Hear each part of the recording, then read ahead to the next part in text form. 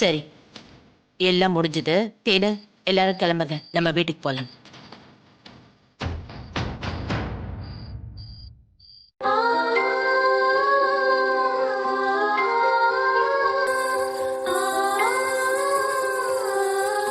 இல்ல ஜனம்மா, தமிழை மட்டும் கூட்டிட்டு போங்க. எங்களால அங்க வர முடியாது. நாங்க இங்கேயே இருக்கோம். என்னம்மா தங்கச்சி, தமிழை மட்டும் கூட்டிட்டு போறதுக்காவா எல்லாரும் வந்து நிக்கிறோம்? அது உங்க வீடுமா, வந்து உரிமையா எப்பவும் போல இருங்க. இல்லனே, வேண்டாம். ப்ளீஸ் எங்களை கட்டாயப்படுத்தாதீங்க. மாமா, அவங்க இங்கே இருக்கட்டும். தமிழ், நீ ஒரு முடிவு எடுத்துட்டேன்னா அதுல இருந்து மாற மாட்டேன்னு எனக்கு தெரியும்.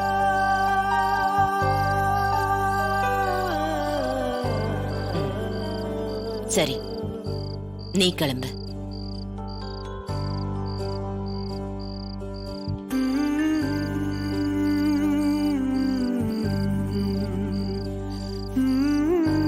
தமிழ், இதுக்கு மேல உன்னை என்னால இந்த வீட்டுல விட முடியாது. உனக்கு கல்யாணம் ஆயிடுச்சு, உனக்கு ஒரு குடும்பம் இருக்கு. நீ அங்கதான் இருக்கணும். அப்பப்போ வந்து பாத்துக்கோ, நானும் வந்து பாக்குறேன். இப்போ நீ கிளம்பு.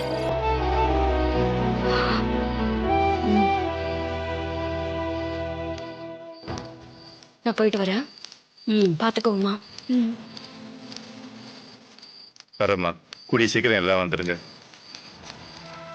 இசை, உடம்பு பார்த்துக்கோ. வரேன். பாய் மாமா.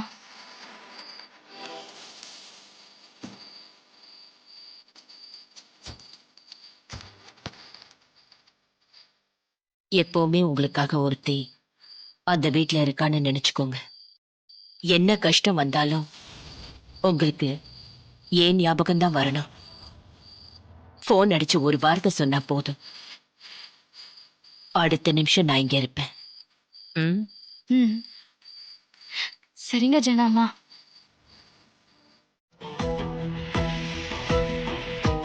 இத பாரு அமுதா, வீட்டுல வேற எதையும் எடுக்காது. நம்ம ட்ரெஸ்ஸ மட்டும் எடுத்துக்க, நம்ம உடனே கிளம்புறோம். உங்களை வச்சு நான் காப்பாத்துவேன் அமுதா.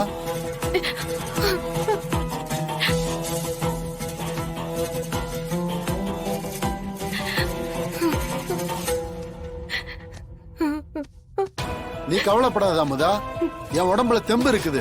பெருசா உங்களை வாழ வைக்க முடியலனாலும் மான மரியாதையோட நான் உங்களை கண்டிப்பா வாழ வைப்பேன்.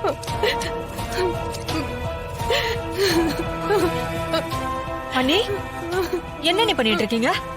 எதுக்கு அழறீங்க? என்னாச்சு? எதுக்கு பேக் பண்ணிட்டு இருக்கீங்க? அண்ணி சொல்லுங்க. நீ இங்க பாரு மீனா, வேணாம்மா, போதும். தங்கச்சிங்கிற உரிமையில இந்த வீட்டுல நான் இருந்ததும் போதும்மா. இவ்வளவு பெரிய அவமானப்பட்டதும் போதும். இப்படி ஒரு கேவலப்பட்ட சோத்தை தின்னுட்டு மான மரியாதையை இழந்து இந்த வீட்டுல நான் வாழணும்னு அவசியமே கிடையாது.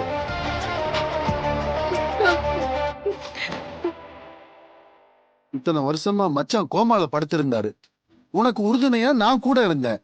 தங்கச்சி வாழ்க்கைய காப்பாத்தணும்னு நினைச்சுக்கிட்டு இருந்தேன். ஆனா இப்போ அப்படி இல்லம்மா.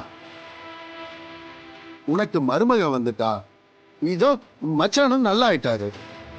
உன் புள்ளையும் உன் தலைக்கு மேல வளர்ந்துட்டாரு. அவரு சொல்றத எல்லாரும் கேட்கிற இடத்துல இருக்காங்க.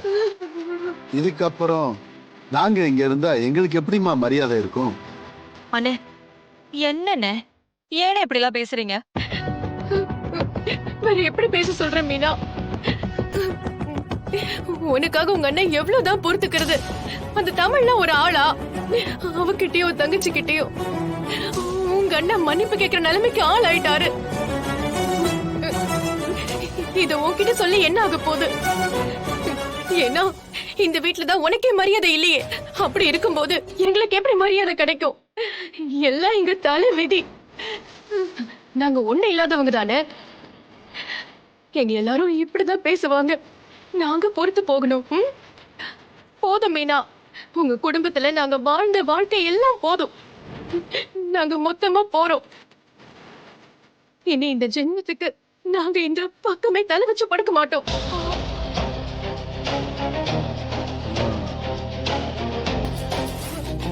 அமுதா, வெண்பா எங்க? அவளையும் வர சொல்லு. நாமளே போனதுக்கு அப்புறம் அவளுக்கு இந்த வீட்ல என்ன வேலை? அண்ணே அவசரப்படாதண்ணே. என்ன நினைச்சிட்டு இருக்க நீ? உன் தங்கச்சி நான் உயிரோட இருக்கும்போது எப்படின்னு நீ என்னை விட்டுட்டு போலாம்? அப்படின்னு நீ சொல்றம்மா, உன் புள்ள சொல்லலையே. அட, என் மச்சான் சொல்லலையே. எல்லாருமே என்ன வேத்தாள தானே பாக்குறாங்க. நேத்து வந்தவ தமிழ், அவளுக்கு இந்த வீட்ல இருக்கிற முக்கியத்துவம் இத்தனை வருஷமா இந்த குடும்பமே கதின்னு கடந்த எங்களுக்கு இருக்கா? வெளியில எங்க போனாலும் தமிழ் தமிழ் தமிழ்னு எல்லா இடத்துலயும் அவளுக்கு தான் மரியாதை. என்ன பல பேர் அப்படியே பூச்சிய பாக்குற மாதிரி அருவருப்பா பாக்குறாங்க. ஏதோ இந்த வீட்ல கூலிக்கு வேலை பாக்குற வேலைக்கார மாதிரி பாக்குறாங்க. போதும்மா, இவ்வளவு காலமா உனக்காக பொறுத்துக்கிட்டதெல்லாம் போதும்.